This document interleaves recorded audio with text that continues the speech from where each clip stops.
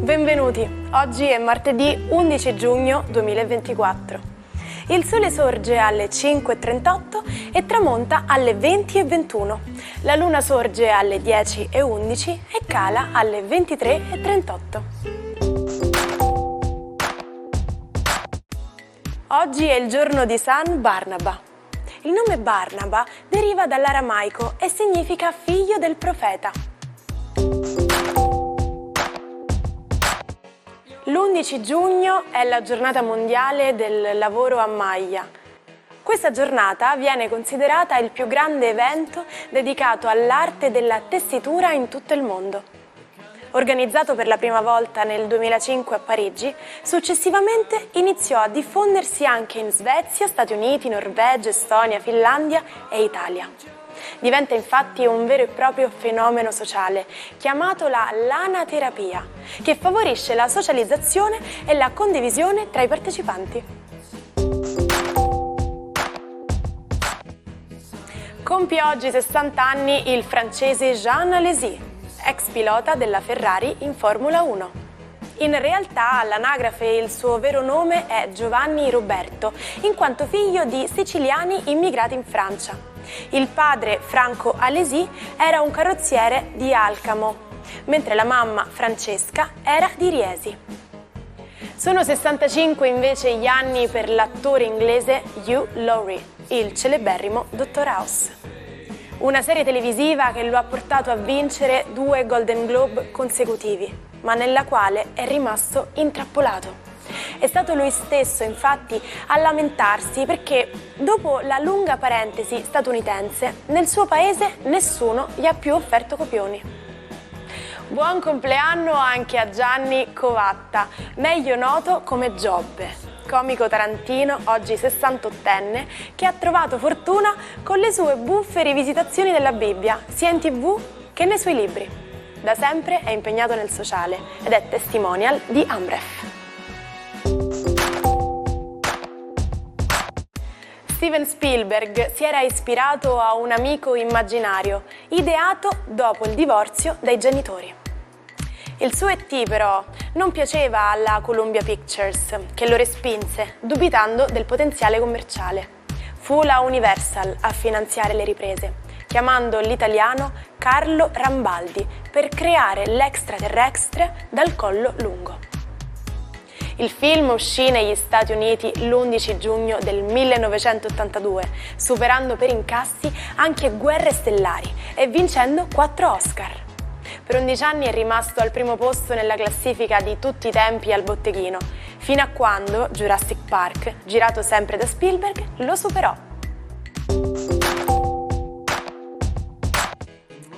Oltre 2000 anni fa, Euclide diede la prova che esistono infiniti numeri primi, ovvero quei numeri che sono divisibili solo per uno e per loro stessi. Il più grande numero primo accettato al giorno d'oggi ha oltre 10 milioni di cifre. Per farsi un'idea della sua grandezza, si pensi che un libro che contenga la stampa di questo numero avrebbe più di 2000 pagine. Buongiorno ai 12.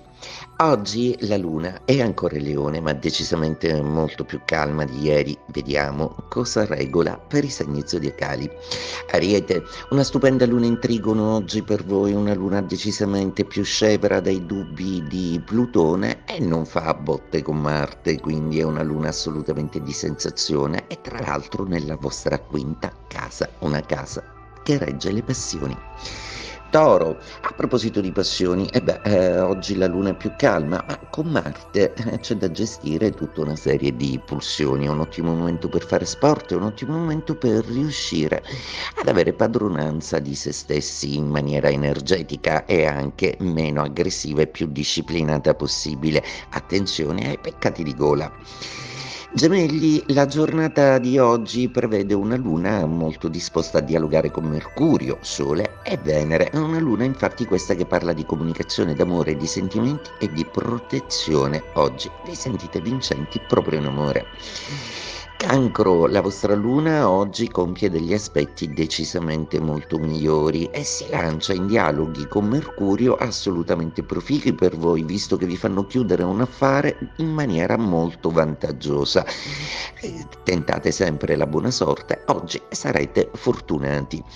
Leone, la luna oggi con i suoi dialoghi mercuriani tenta di farvi ragionare su tutta una serie di affetti e anche di intuizioni che oggi saranno notevoli e geniali. Badate poco col Marte provocatorio perché tutto sembra essere tornato a posto, regna la calma, adesso godetevi il momento. Vergine, la luna oggi è ancora di 12ª casa, per cui ha ancora qualche piccolo dubbio emotivo, ma Marte ha già iniziato a sospingervi verso qualcosa di fattivo, di pratico. Per trovare un accordo, tra l'altro, oggi dovrete incontrare una persona, non sarete soli e il buon lavoro di squadra vi aiuterà sicuramente a concludere al meglio un accordo. Bilancia, la giornata di oggi prevede una bella luna in sestile che toccherà tra l'altro in serata la vostra Venere, quindi in serata accettate un bell'invito perché potrebbe essere una serata un po' magica per i sentimenti. Scorpione, la luna è in quadratura e Marte anche in opposizione, per cui oggi sono proprio i sentimenti che vi sfuggono, ma seppur con meno dubbi di ieri, oggi tenterete comunque di trovare una soluzione interessante ad una problematica progettuale che riguarda voi e un referente lavorativo. Sagittario, la giornata di oggi porta una luna assolutamente più leggera, una luna amica di trigono che vi fa sentire proprio la presenza degli affetti. Seppure Giove è molto lontano, si innesca in voi una voglia di partire, di andare lontano. Per quello che riguarda gli affetti, anche se a volte li sentite un po' distanti, sono chiari e luminosi e splendono su di voi. Capricorno, una giornata oggi che prevede tutto un Marte molto programmatico, soprattutto nella soluzione di ostacoli che tendono un po' a ritardare la tabella di marcia su qualche lavoro o progetto, quindi oggi riuscirete ad averla vinta proprio su tutto. Acquario, la giornata di oggi è una giornata con un Marte in quadratura e una Luna in opposizione. Potrebbe capitare di sentirvi poco stanchi, occhio magari alla pressione, eppure oggi sembra svelarsi il motivo di tutta una serie di ostativi che vengono meno. Le responsabilità che avete nei confronti di alcuni cari oggi verranno gratificate dai complimenti. Pesci, la giornata oggi è una giornata che vede un'iperattività marziana nei vostri gradi e un Nettuno sognatore che dialoga molto bene con Giove, furbamente, anche con l'appoggio di Plutone, riuscirete comunque a fare fronte a tutta una serie di ordini lavorativi che vi chiedono sì tanto impegno, ma che adesso avete la padronanza e la sicurezza di dirigere come più vi aggrada.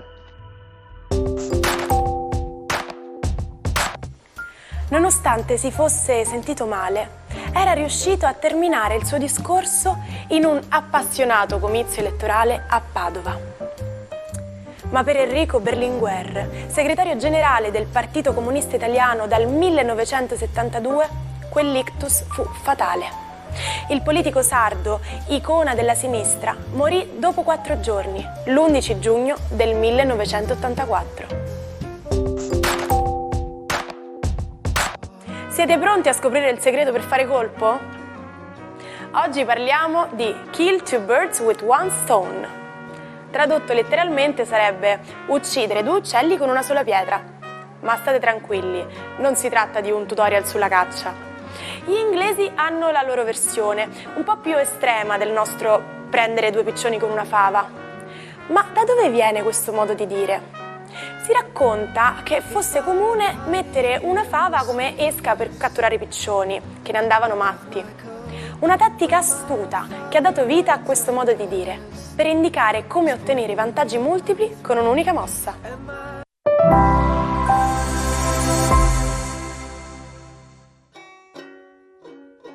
Come fare per recuperare tutti gli episodi del Almanacco che avete perso? Nessun problema, ci trovate on demand su YouTube sul canale Sicilia Play.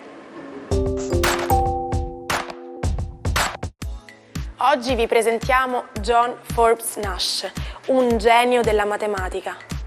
influenzato da menti illustri come Einstein, ha sviluppato la rivoluzionaria teoria dei giochi, che ha cambiato il modo in cui affrontiamo le scelte strategiche. Premiato con il Nobel, la sua mente ha combattuto con la schizofrenia, affrontando ossessioni e allucinazioni, tanto che credeva di ricevere messaggi criptati dagli alieni tramite il New York Times.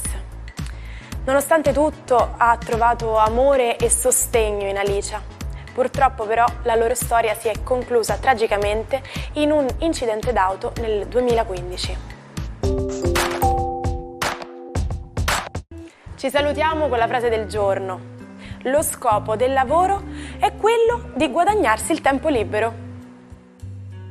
Noi invece non abbiamo bisogno di tempo libero perché lavoriamo sempre qui per voi. Quindi appuntamento a domani con una nuova puntata dell'Almanacco. Buona giornata!